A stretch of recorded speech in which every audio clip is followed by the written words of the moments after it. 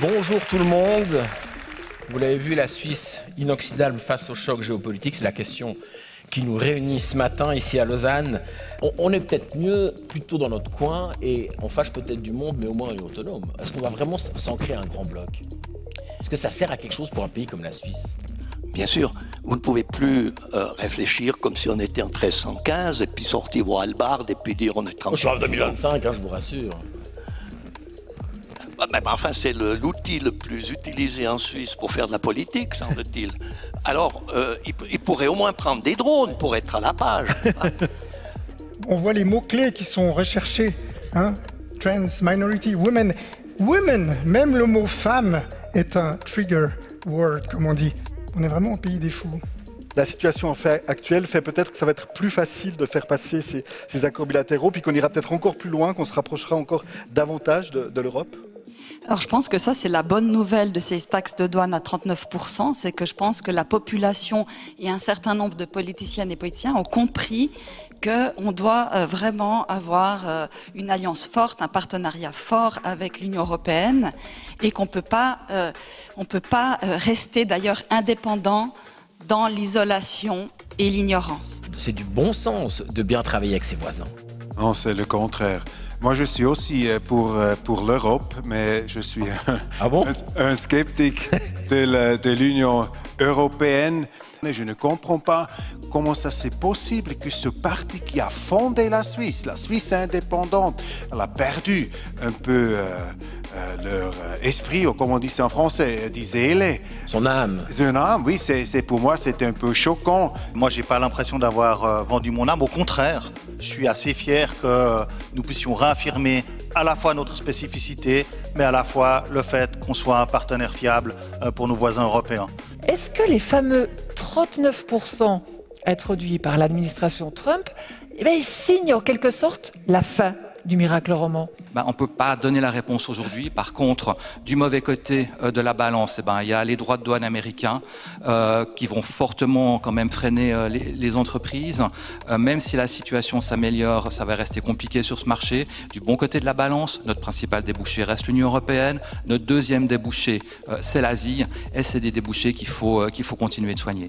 On voit que l'innovation est très très active actuellement et c'est ça la force de la Suisse. C'est surtout dans des périodes difficiles que justement les entreprises suisses et cette culture suisse justement est très créative et trouver des solutions pour faire face aux règles du jeu qui sont en train de changer au niveau mondial. Je me pose des questions par rapport à justement cette spécificité de la Suisse. La Suisse, elle est petite. La Suisse, elle a souvent un franc fort. On doit se démarquer par l'excellence au niveau de son innovation et on a un potentiel d'innovation immense avec les organisations de recherche qu'on a sur place. On ne peut pas prévoir ce qui va se passer le prochain 1er août. Par contre, on peut se préparer parce que je trouve que notre gouvernement il continue à utiliser les mêmes outils qu'on a déjà eus pendant la pandémie. Il n'y a pas de nouveaux outils. On fait beaucoup confiance à ce qu'ils vont disparaître, ces taux, et on fait peu pour réfléchir qu'est-ce qu'on pourrait faire s'ils restent et s'ils augmentent encore. Est-ce qu'on peut dire qu'on assiste à un repli de l'aide à l'enfance? Je crois que la Suisse a rayonné et rayonne beaucoup dans l'aide suisse à l'enfance aussi.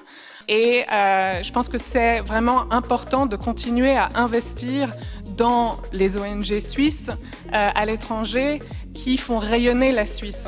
L'aide à Suisse à l'enfance, elle aide évidemment la stabilité et la prospérité des enfants, mais aussi des communautés, des nations et finalement du monde.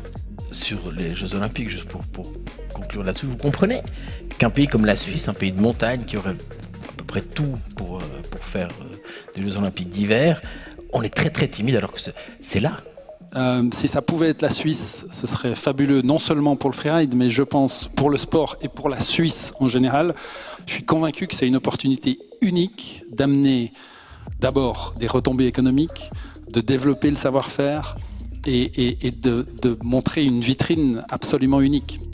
Vous ne regrettez pas que la Suisse soit un peu absente de... Je le mentionne justement parce que je suis très attaché à ce rôle aussi comme citoyen suisse. que la Suisse continue à s'investir dans ce domaine, se mette à disposition, prenne des risques pour la défense du droit international humanitaire et aussi pour la médiation. Donc elle ne fait plus assez, selon vous, actuellement? Je pense que si on regarde la situation de Gaza, personne n'a fait assez. Qui pourrait aujourd'hui dire que politiquement, on a agi avec le courage et la détermination nécessaires?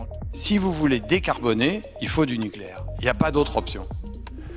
On a quand même de la place un peu pour du solaire. Il me semble qu'il y a quand même beaucoup de... Vous rigolez, quand même.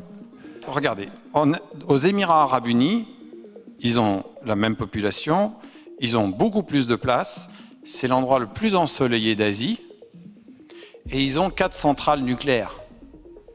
Donc, si les Émirats Arabes Unis ont besoin de nucléaire, je ne vois pas comment c'est possible de justifier qu'on ne va pas avoir besoin de nucléaire en Suisse. Effectivement, la densité énergétique du nucléaire, elle est fantastique, ce qu'on arrive à produire, le gaz aussi.